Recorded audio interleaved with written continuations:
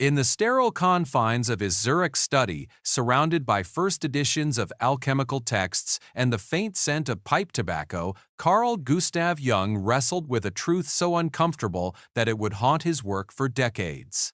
The year was 1912, and the man who would become one of psychology's most influential figures had just begun to understand something about masculine desire that would challenge everything society believed about men, women, and the fundamental nature of human relationships. Jung's hands trembled slightly as he set down his pen after completing what would later become one of his most controversial observations. He had been analyzing the dreams and fantasies of his male patients, and a disturbing pattern had emerged. The civilized gentlemen who sat across from him in his consulting room, discussing their neuroses and anxieties, harbored within their unconscious minds a primitive force that defied all attempts at domestication. This force wasn't simply sexual desire as Freud had proposed, but something far more complex and potentially destructive: the masculine psyche's fundamental inability to reconcile its civilized aspirations with its archaic need to possess, dominate, and consume the feminine. The revelation came to Jung gradually, through years of careful observation and analysis. His patients spoke of dreams where they pursued shadowy feminine figures through dark forests, dreams where they were simultaneously the hunter and the hunted. They described fantasies of power and submission that revealed a psychological architecture built on contradiction.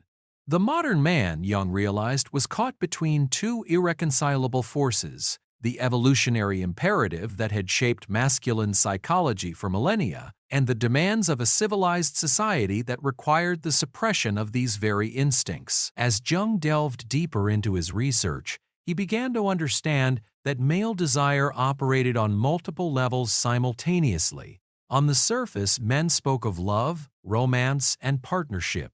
They articulated sophisticated theories about equality and respect. Yet beneath this veneer of civilization, Jung discovered what he would later term the devouring masculine, a psychological force that sought not union with the feminine, but its complete consumption and control. This devouring aspect of masculine psychology revealed itself most clearly in Jung's analysis of anima projections. The anima, Jung's term for the unconscious feminine aspect within every man. Rather than seeing women as complete, autonomous beings, the masculine psyche fragmented the feminine into archetypal roles: the pure maiden, the nurturing mother, the seductive temptress, the wise crone. Each of these projections served a different psychological function, but all shared a common characteristic. They denied women their full humanity by reducing them to symbolic functions within the masculine psychological economy. Jung observed that his male patients consistently struggled with what he termed anima possession, states where they became overwhelmed by their projections onto women and lost touch with reality. A successful businessman might become completely obsessed with a woman who reminded him of his mother, pursuing her with an intensity that had nothing to do with her actual personality or desires. A young scholar might fall into deep depression when a woman failed to live up to his idealized vision of feminine purity. These weren't simply cases of romantic disappointment, Jung realized, but evidence of a fundamental flaw in how the masculine psyche related to the feminine. The more Jung studied these patterns, the more he began to understand that male desire wasn't primarily about women at all. It was about power, control, and the masculine ego's desperate attempt to resolve its own internal contradictions through the consumption of the feminine other. Men didn't desire women so much as they desired what women represented: a return to the unconscious wholeness that civilization had forced them to abandon. This insight led Jung to one of his most troubling conclusions.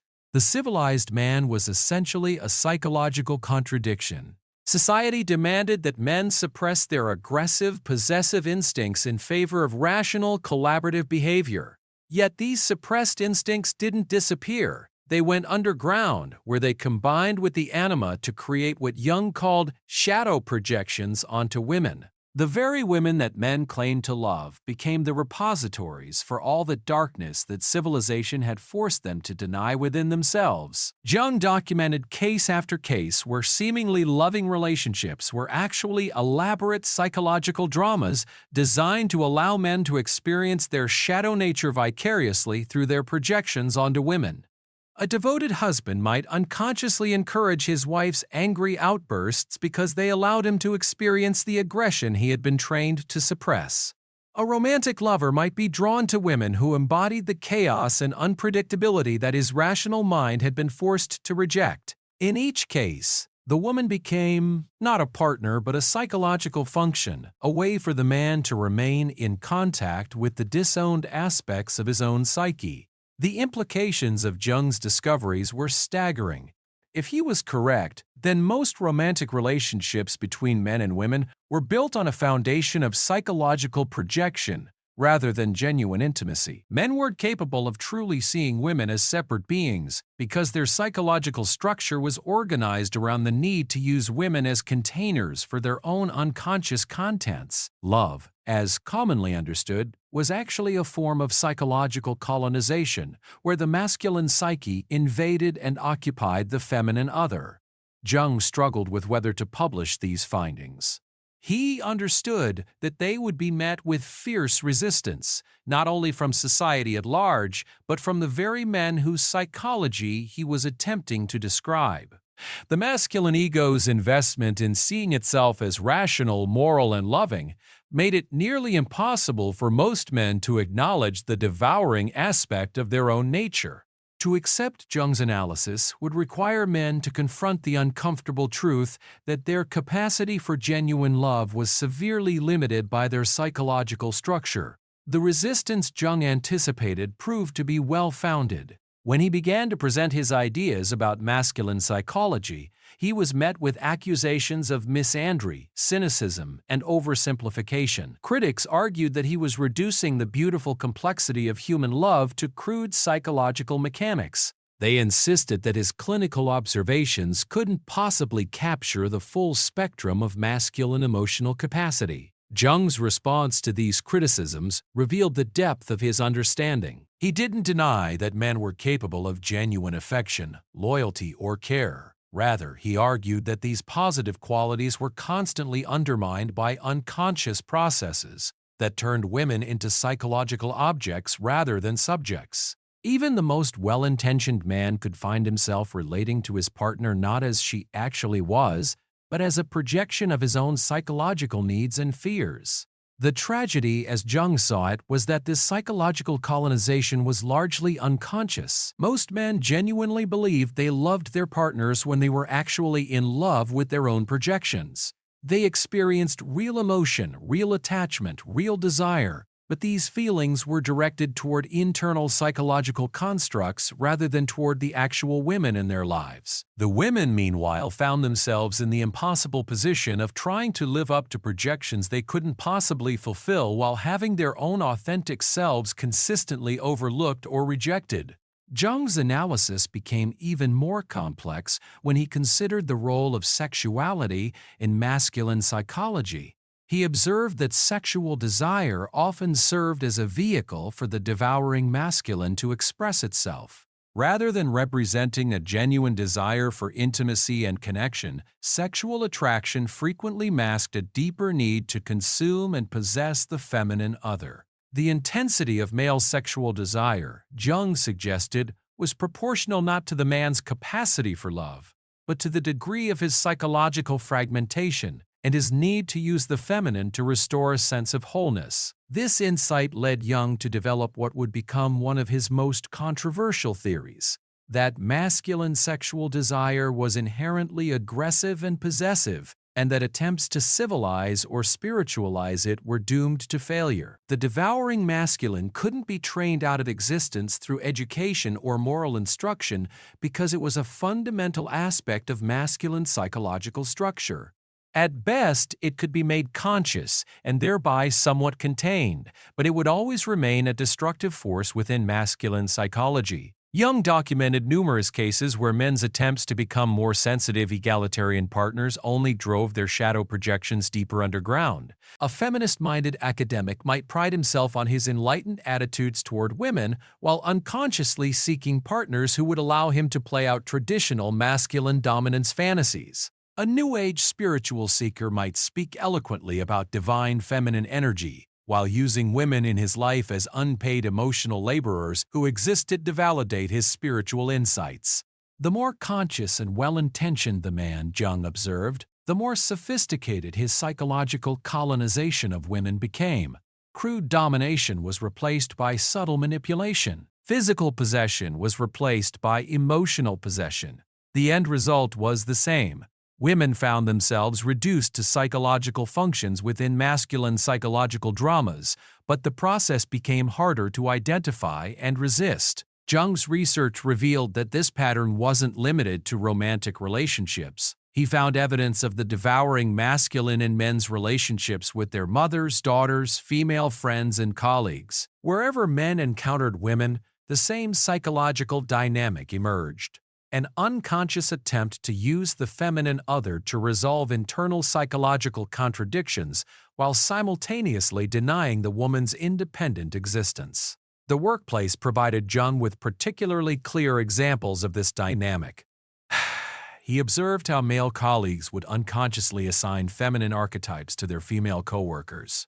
The helpful secretary who existed to support masculine endeavors, the nurturing team member who maintained group harmony, the ambitious competitor who embodied the negative anima and could be safely despised. These projections had little to do with the women's actual personalities or capabilities, but they served essential psychological functions for the men involved. Jung noted that even men who consciously supported gender equality found themselves unconsciously relating to women through these archetypal projections. A progressive male manager might pride himself on promoting qualified women, while unconsciously choosing candidates who fit his anima projections rather than those who were most competent. A supportive father might encourage his daughter's independence while unconsciously undermining her confidence whenever she displayed qualities that challenged his internal feminine ideal. The depth and pervasiveness of these patterns led Jung to a disturbing conclusion. The masculine psyche as currently constituted was fundamentally incompatible with genuine gender equality. Men could adopt egalitarian intellectual positions and sincerely believe in women's rights, but their unconscious psychological structure continued to organize around the need to consume and control the feminine. Real equality would require not just changes in behavior or attitudes, but a fundamental transformation of masculine psychological structure itself. This transformation, Jung believed, was possible but extraordinarily difficult. It would require men to confront and integrate the very aspects of their psychology they had been trained to deny or project onto women. They would need to develop a relationship with their own internal feminine without using actual women as intermediaries. Most challenging of all, they would need to accept the limitation of their capacity for genuine love and begin the slow work of expanding that capacity through conscious psychological development. Jung's therapeutic work with men focused heavily on this process of integration. He developed techniques for helping male patients recognize their anima projections and begin to withdraw them from the women in their lives. He worked to help men develop a conscious relationship with their own feminine nature, their own capacity for receptivity, intuition, and emotional depth. He encouraged men to face the shadow aspects of their sexuality and aggression rather than projecting these qualities onto women or acting them out unconsciously in their relationships. The process was invariably painful and met with enormous resistance. Jung found that most men preferred to maintain their psychological projections rather than face the emptiness and fragmentation that lay beneath them. To withdraw projections from women meant confronting the degree to which their relationships were built on fantasy rather than reality. It meant acknowledging that their capacity for love was far more limited than they had believed. Most painfully, it meant accepting responsibility for the psychological damage they had inflicted on the women in their lives through their unconscious projections and possessiveness. Those men who did undertake the work of psychological integration found the process profoundly disorienting. Without their familiar projections, women became mysterious, unpredictable beings whose inner lives were largely opaque. Relationships that had seemed stable and satisfying revealed themselves to be elaborate psychological constructions with little basis in reality. The men often found themselves feeling isolated and confused, no longer able to relate to women through projection but not yet capable of genuine intimacy. Jung observed that this transitional period was crucial but extremely difficult to navigate. Many men retreated back into their old patterns rather than tolerating the discomfort of not knowing how to relate to women authentically. Others swung to the opposite extreme, attempting to completely suppress their masculine nature in favor of an idealized feminine persona that was equally false and ultimately unsustainable. The successful navigation of this transition required what Jung called holding the tension of the opposites, maintaining awareness of both the devouring and the loving aspects of masculine psychology without identifying exclusively with either. Men had to learn to acknowledge their possessive, controlling impulses without acting on them, while simultaneously developing their capacity for genuine care and respect. This was extraordinarily difficult psychological work that required sustained effort. Jung found that men who successfully completed this integration process experienced a fundamental shift in their relationship to women. Rather than seeing women as psychological objects to be consumed or idealized, they began to encounter them as genuine others, mysterious, complex beings, whose inner lives were separate from and often incomprehensible to masculine consciousness. This shift allowed for the possibility of genuine intimacy, but it also required men to tolerate a level of uncertainty and lack of control that was deeply uncomfortable for the masculine psyche. The relationships that emerged from this process were qualitatively different from traditional romantic partnerships. Instead of the familiar dynamics of projection and possession, these relationships were characterized by what Jung called conscious suffering, the willingness to bear the tension of being in relationship with someone who remained fundamentally mysterious and uncontrollable. Love became less about having one's psychological needs met by the other and more about bearing witness to the other's autonomous existence. Jung recognized that this transformation of masculine psychology was not just a personal matter but a collective necessity. As women gained economic and social independence, the old forms of psychological colonization were becoming increasingly untenable. Women were less willing to serve as containers for masculine projections and were demanding to be seen and valued for who they actually were rather than what they represented psychologically for men. This shift created what Jung saw as a cultural crisis. The traditional forms of relationship between men and women were breaking down, but new forms had not yet emerged to replace them. Men found themselves increasingly confused about how to relate to women, while women found themselves frustrated by men's apparent inability to see them clearly. The result was widespread relationship dysfunction, increasing rates of divorce and separation, and growing antagonism between the sexes. Jung believed that resolving this crisis would require a massive collective undertaking, nothing less than the psychological transformation of masculinity itself. This couldn't be accomplished through education or moral exhortation alone, but would require a deep cultural commitment to supporting men in the difficult work of integrating their shadow projections and developing genuine capacity for intimacy. The implications of Jung's analysis extended far beyond individual relationships. He saw the masculine tendency to psychologically colonize the feminine as one of the driving forces behind broader patterns of domination and exploitation in society. The same psychological structure that led men to reduce women to functions within masculine psychological dramas also led to the reduction of nature, indigenous peoples, and other cultures to resources to be consumed by masculine-dominated civilization. Jung argued that the environmental crisis, the ongoing oppression of indigenous peoples, and the destructive dynamics of colonialism all reflected the same fundamental psychological pattern: the masculine ego's inability to encounter the other as genuinely other rather than as an object to be possessed and consumed. Just as men projected their internal psychological needs onto women, Western civilization projected its shadow onto the natural world in other cultures. justifying their exploitation in the name of progress and development. This broader analysis led Jung to conclude that the transformation of masculine psychology was not just necessary for improving relationships between men and women, but for the survival of human civilization itself.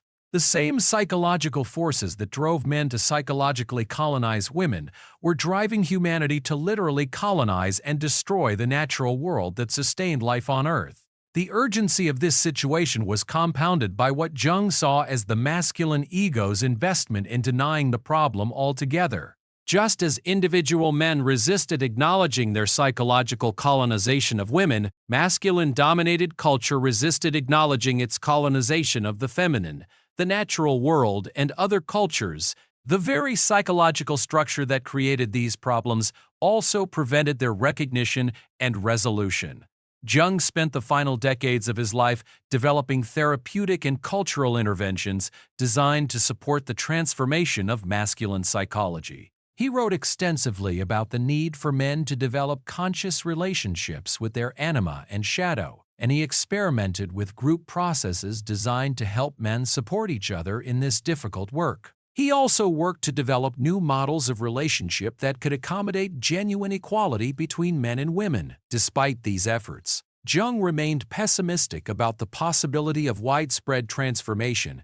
He observed that the psychological changes required were so fundamental and so threatening to masculine ego structure that most men would resist them even at the cost of destroying their relationships and their civilization. The devouring masculine, once activated, seemed to resist all attempts at conscious control or integration. This pessimism was reinforced by Jung's observation that even men who succeeded in transforming their own psychology often found themselves isolated within a culture that continued to operate according to the old patterns. Women who had been conditioned to relate to men through projection and possession often didn't know how to respond to men who approached them as genuine others. The broader culture continued to reward masculine dominance and punish masculine vulnerability, making it difficult for transformed men to find support for their new way of being. Jung's final assessment was sobering but not without hope. He believed that the crisis facing human civilization was so severe that it would eventually force the transformation he had been advocating.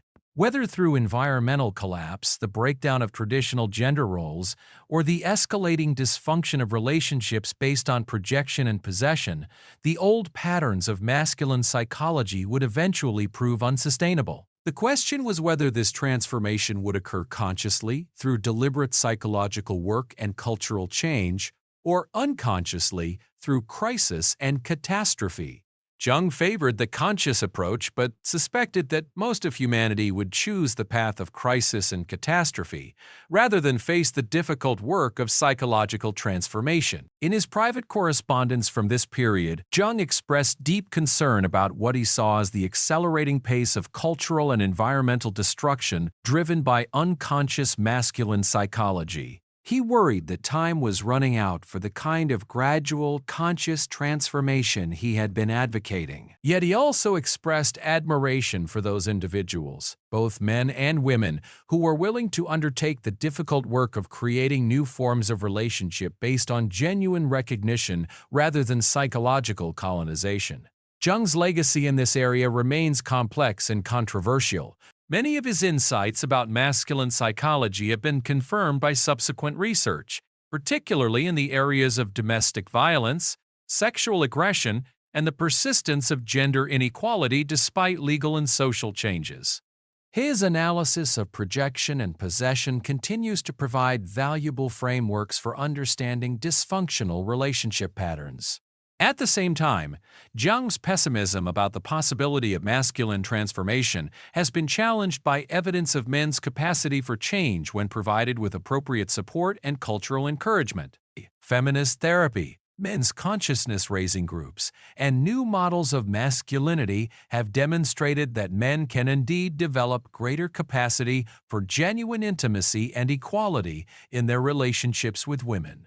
The core insight that Jung tried to communicate, that masculine psychology as traditionally constituted is fundamentally incompatible with genuine love and equality, remains uncomfortable, but increasingly difficult to deny. From the persistence of domestic violence in supposedly enlightened societies to the ongoing wage gap and occupational segregation, the evidence suggests that something deeper than conscious attitudes and beliefs is driving continued gender inequality. Perhaps Jung's greatest contribution was his recognition that addressing these issues would require more than changes in law, education, or social norms. It would require a fundamental transformation of masculine psychological structure itself, a transformation so deep and challenging that most men would resist it even when they intellectually understood its necessity. The warning Jung tried to deliver was ultimately this: that the masculine psyche, shaped by millennia of evolution and conditioning, contains within it forces that are fundamentally destructive to the very relationships and civilizations that men claim to value most highly. These forces operate largely below the threshold of consciousness, making them difficult to recognize and even more difficult to transform. Yet transform them we must, Jung insisted, or face the consequences of their continued unconscious expression in the destruction of our relationships, our communities, and ultimately our world. The pain of truly hearing and accepting this warning may be too much for most men to bear. It requires acknowledging that much of what we have called love has actually been possession, much of what we have called relationship has actually been projection, and much of what we have called civilization has actually been the unconscious expression of masculine dominance and control. Yet Jung believed that this painful recognition was the necessary first step toward developing genuine capacity for love, relationship, and civilization. The question that haunts Jung's work in this area is whether humanity will prove capable of taking this first step before the unconscious forces he identified complete their destructive work. The evidence from the decades since Jung's death suggests that the warning was accurate. The resistance to hearing it was as strong as he predicted, and the consequences of not heeding it are increasingly apparent in the growing dysfunction of relationships between men and women and the accelerating destruction of the natural world. Jung's challenge to masculine psychology remains as relevant today as it was when he first articulated it over a century ago. The work of transforming the devouring masculine into something capable of genuine love and creativity continues to be one of the most important and difficult tasks facing human civilization. Whether we will prove equal to this task remains an open question, but Jung's analysis suggests that our survival as a species may depend on our willingness to finally hear and respond to the warning he tried so desperately to give us. Jung tried to warn you about male desire, but it hurt too much to listen.